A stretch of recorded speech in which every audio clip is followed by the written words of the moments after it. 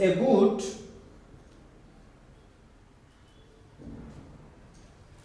that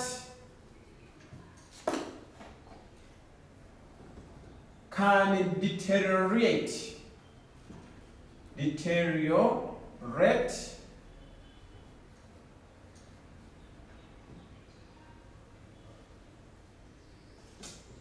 which can deteriorate easily. When we mean deteriorate, when you talk about deteriorating, we mean which can get spoiled. Get spoiled easily. Yes. Now, when we are looking at these goods,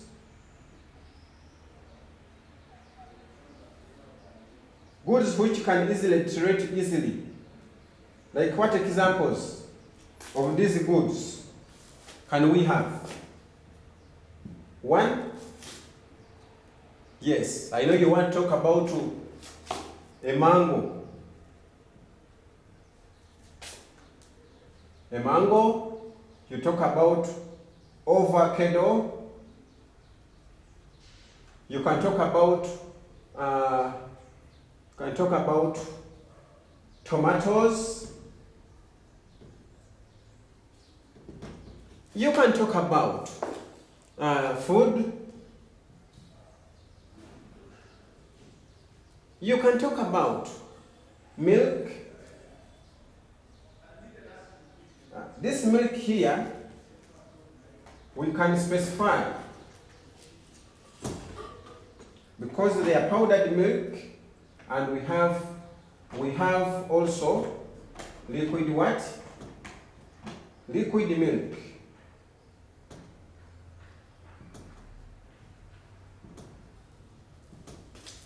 But even if it is powdered milk, how many years can it take?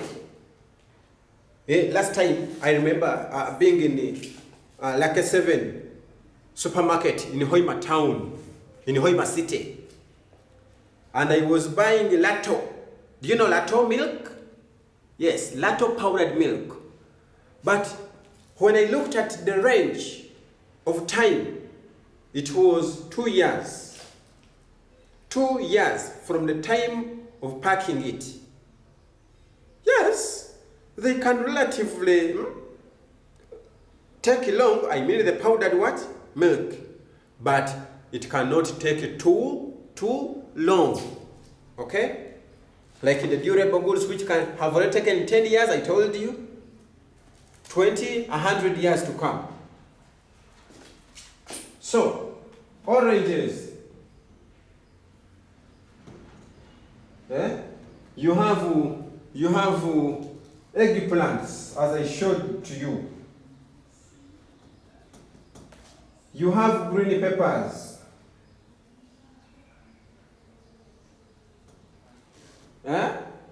Yes. Very many of them. Very many of them. All of these are perishables.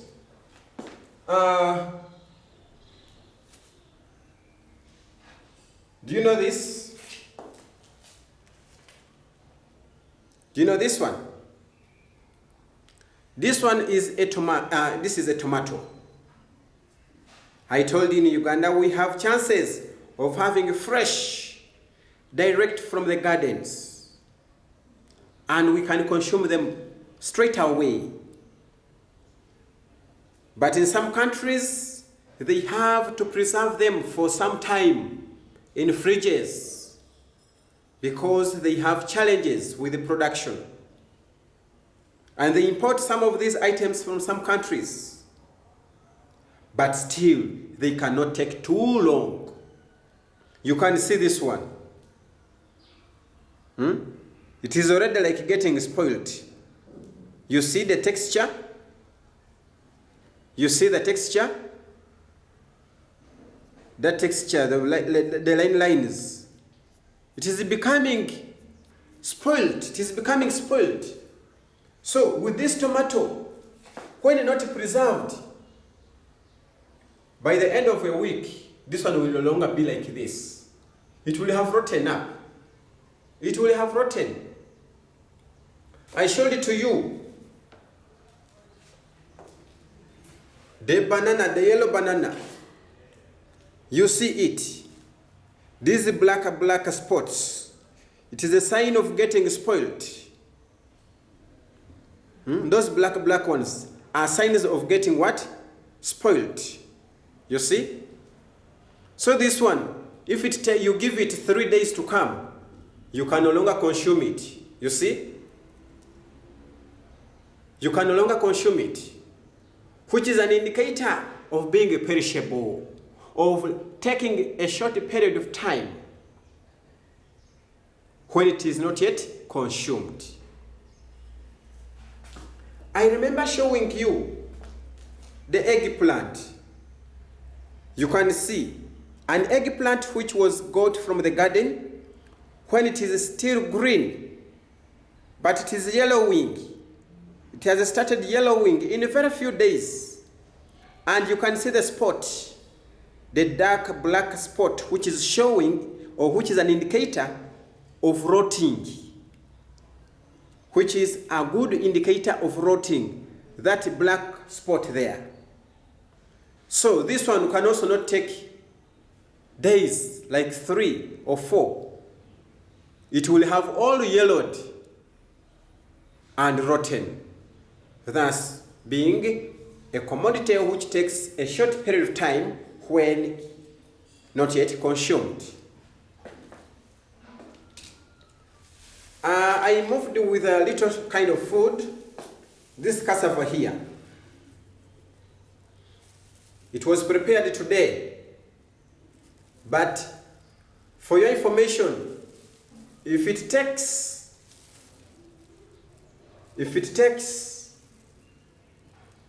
3 days, you will start feeling gum on it as a sign of fermenting.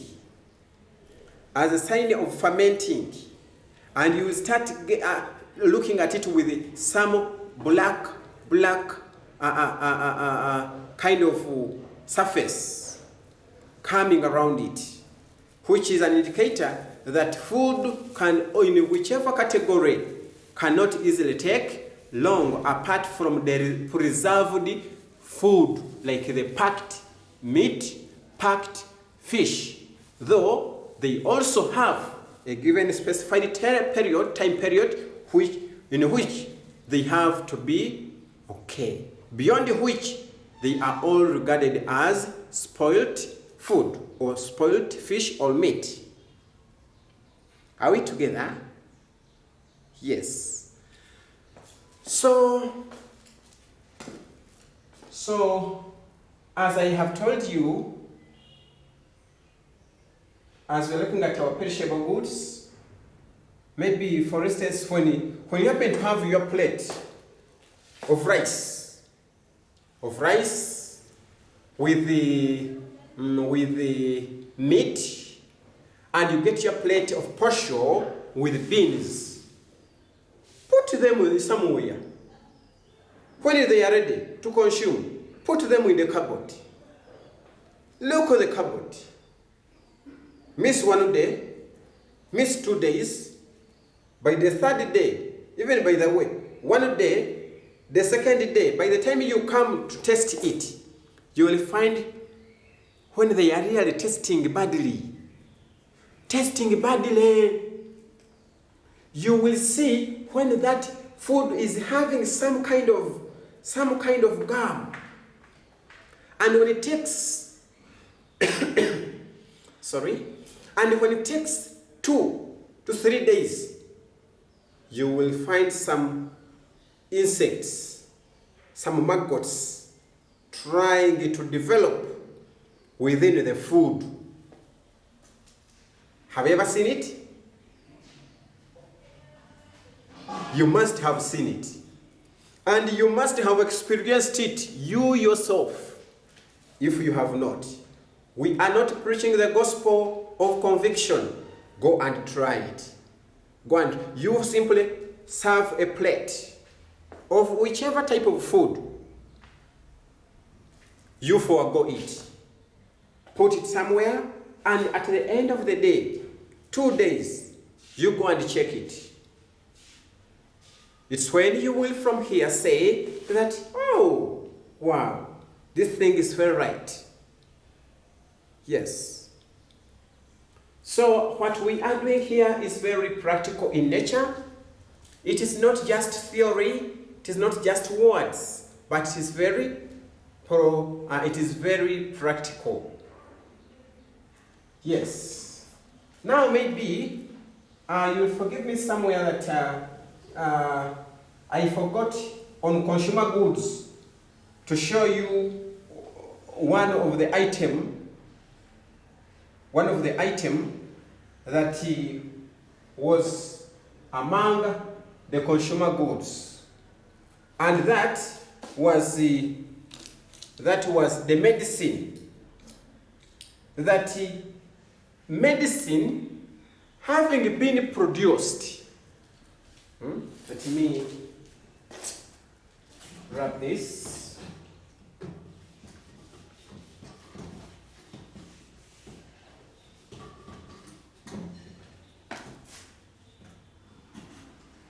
I'm talking about consumer good. Let me take you back slightly or briefly.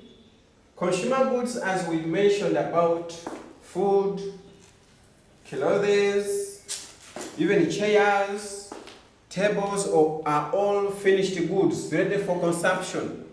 And therefore, we also have medicine.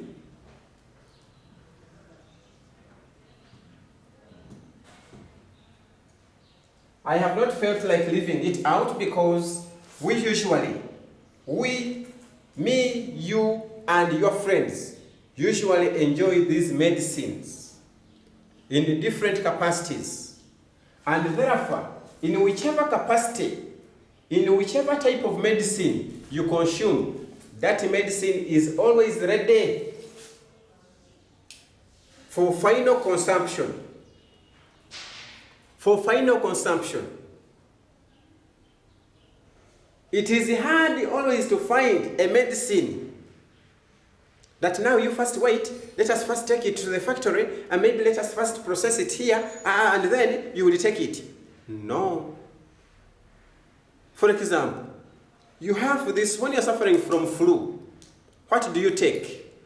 Here, you can see, you have flu cap. Flu cap. Flu cap is a medicine which doesn't need to go any other kind of production process or production stage, but rather to be swallowed. When you are suffering from flu, you get healed quickly. You have flu fed. When you have running nose, leave alone the one caused by COVID-19, because that one is a bit strange and strong, and which needs special attention, right? But this local common flu, usual flu cap, flu fed can help you. I'm not a physician, but we are always given this kind of medicine for direct consumption. When you're feeling like some kind of pain,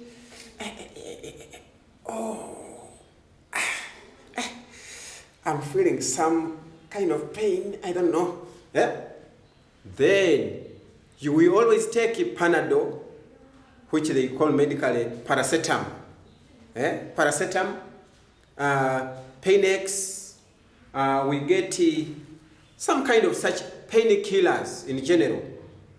So they don't instruct us that before you take these painkillers, please, you first go and drop them in water, and then they dissolve, then they will ferment, and maybe do. No. You just open the flu cap, the Panadol, the Painex, the headaches, kind of, you swallow. After a night, you wake up when you are strong. You wake up when you are strong. Why? Because you took a painkiller, which is a consumer good. All right? So when you are having fever, you are feeling like the stomach is complaining, they give you medicine. Straight away, you take and be okay. So medicine is one of the very good consumer good. I could not leave it out without talking about it, because you usually enjoy it, and you could, at times, some of you remain asking yourselves, but now where does medicine fall? It falls under consumer goods. All right. Now, having looked at these categories or these types of goods,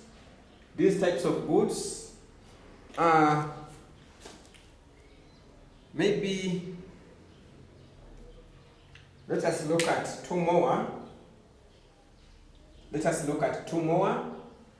1, 2, 3, 4, 5, 6. Let us look at two more. The blackboard has become, the whiteboard has become small. But we shall mention, it was F, G. We shall mention about inferior goods. And when we are mentioning about inferior, we are looking at goods. And these are type of goods whose demand